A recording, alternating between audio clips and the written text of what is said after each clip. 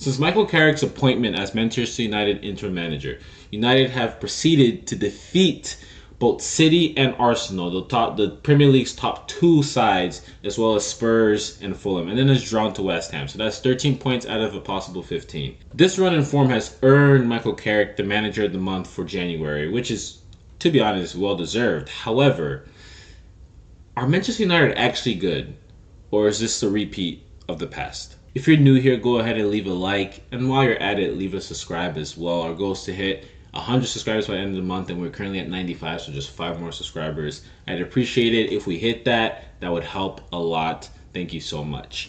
Moving on, I think Michael Carrick has been an amazing manager. Now, in my opinion, in my humble opinion, I am just not fully convinced. I'm not fully convinced, not because, first of all, when you have a new manager come into a club, there's something called a new manager bounce. Now, it doesn't feel like a new manager bounce, but the truth is that it is. It's that simple. When you have a manager come in, the Premier League teams, the other managers in the Premier League, don't really understand how that manager works or how they play, and therefore it can give the new manager some time. Usually, it can give them some advantage in their tactics. I mean, I think we saw that clearly with Man City. I think we saw it with Arsenal, a little less so, but we saw it with Arsenal.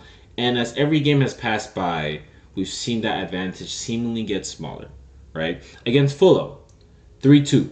We barely won that game. It took a goal from Šeško in the dying minutes of the game, maybe last 5 minutes to actually win it, right? Against Spurs, I mean, I think the only reason why we really won that game is because Spurs got a red card early on. I think without that, yes, we played well, but without that, I think there's a good chance that we would have drawn that game as well.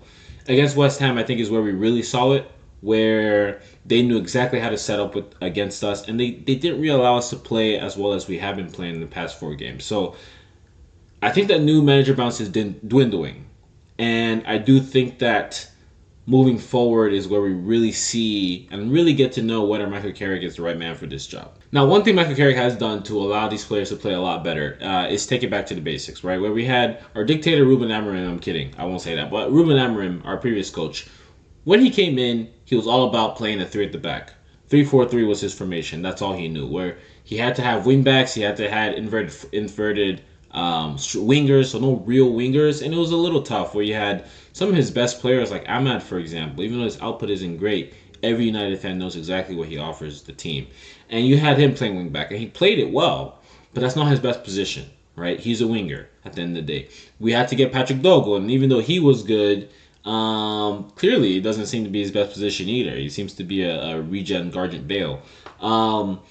It allowed Dalot not to play that well, right? So there's so many players who just didn't properly fit into that system, and yet he forced it, leaving the likes of Kobe Mainoo out the team as well, which, this is a kid who played in the Euro final for England, right? You cannot leave him out. You cannot leave him out. He didn't fit the system, to be fair. He wasn't that great whenever he did come on, but I think that's more so down to the system and to the coach than it is to the player. I think Michael Carrick has allowed the players to, first of all, play in the natural positions, right? Where he's brought the team back to his basics. So rather than having fullbacks, rather than having tucked-in wingers, playing as a number 10, rather than having Bruno playing as a number 6, you put Bruno where he operates best, at that number 10 role. You put Ahmad in the wing. You apparently put Patrick Dorgo in the winger. You put Luke Shaw left back. You put Dalot right back. And then things start to work out a little bit better. So I think massive credit to Michael Carrick. He understands the team that he has, and he knows exactly where these players need to be in order to be as successful as they possibly can be. That being said, something that we struggle against is low blocks, right? And ultimately, the best way to play against a low block is to constantly just patiently move the ball around from side to side. Not quickly, but slowly and with patience. And eventually, essentially, the theory is that when you move it around, eventually the team in the low block makes a mistake, and that's where you find openings to exploit, right? That's the goal. We see with Chelsea all the time. Not Chelsea, sorry. Whoa. We see it with Man City all the time. Whenever they play low block, they're constantly moving the ball back and forth. Every time they play United, it's the exact same way. They will have 60% possession, 68% possession, and it's just them constantly moving the ball back and forth till they find some sort of opening. It doesn't make for pretty football, but ultimately that's what a low block does for teams. So it is what it is. And we saw that against Fulham, for example, or yes, I think it was against Fulham, where they at one point they set up at a low block, and we had to just be patient. And I think against Fulham, against Spurs especially, we saw that in abundance, and that's credit to Michael Carrick because in the past it'll be all about forcing things and trying to make it work. But sometimes you just have to be patient, and these players look a bit more relaxed as well. So kudos to Michael Carrick for that. However, we need to be better, and I think against West Ham, I think we were properly exposed. I think West Ham set up in a way that allowed us not to do our nice, one-touch tiki-taka passes that we had against Arsenal, we had against Man City. They knew exactly how to set up against us by overloading those spaces and preventing really any real lines of attack. And even though we were good enough to the point where we could still hold our own, and I think if Luke Shaw was a little bit more competent in defense, if Lisandro Martinez actually decided to step up, there's a good chance that they might not have scored and maybe would have gotten a corner. So I think ultimately their goal was more so down to a few defensive mistakes from our defense. But that being said,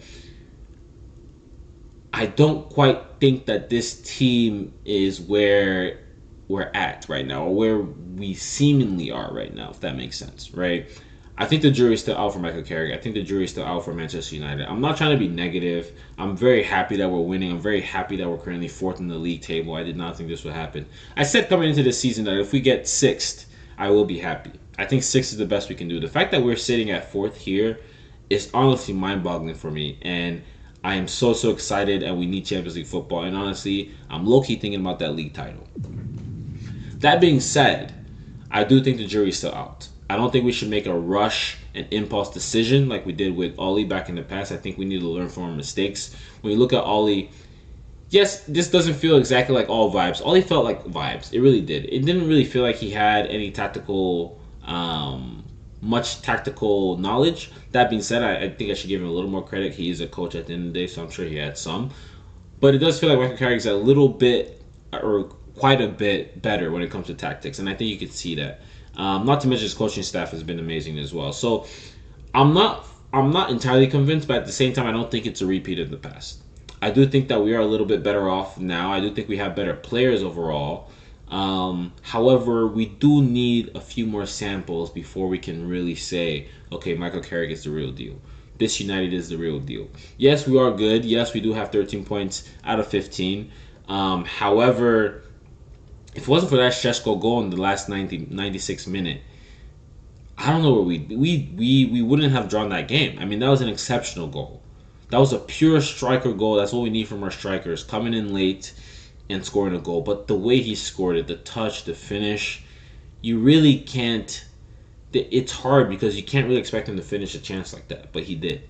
And that's what we need from our strikers, and that's what we're getting from Šeško. Šeško, first of all, has been in banging form recently, so all credit to him. And one thing I have said in my videos in the past is that I think coming in after his injury, one thing I think he worked on was his right foot. And you can see that where he scored, I think, 3 goals with his right foot out of his last 4 goals. Rather, before his injury, I saw him shifting a lot to his left foot, and it just didn't work. It took too much time. It made the defender actually catch up with him and block the shot.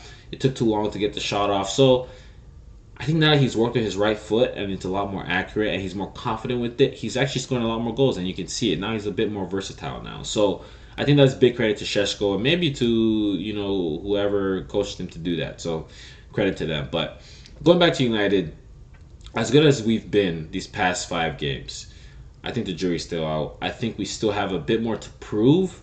Now our next game isn't until almost 2 weeks. So it's going to be a while. But that being said, I think that'll give the players time to really work on the training pitch, to work on those connections, and hopefully get even better before the next game, right? We don't have FA Cup. We're knocked out by Grimsby, or was that the EFL Cup? I think that was the EFL Cup. We're knocked out by Brighton. Ruben Amorim, of course, he was the coach. But anyway, we're knocked out by Brighton. So we really have some time off. I don't know if the players. I heard reports that the players weren't allowed any time off, which is good because they do need to train and they do need to work hard and work on those connections. But do I think Michael Carrick is the right man for the job? So far, I'm not fully convinced. That being said, when you look at the options available, Ancelotti just signed a new deal for Brazil. Pochettino is with the USA. Thomas Tuchel is with England. I mean, Luis Enrique is with PSG, and I don't see him really leaving PSG to come to Manchester United. I know we're big, but I think we should humble ourselves a little bit more. I don't think he just won the treble. He just won, or no, not the treble, but he won the league. He won the Champions League. He's not just gonna leave PSG just to come to Manchester United next season. It's not gonna happen.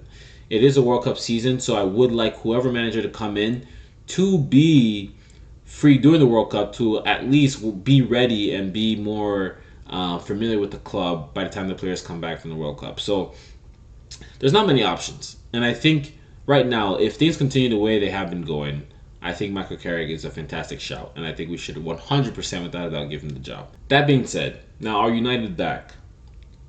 To me, not quite. I think we saw some issues during the West Ham game.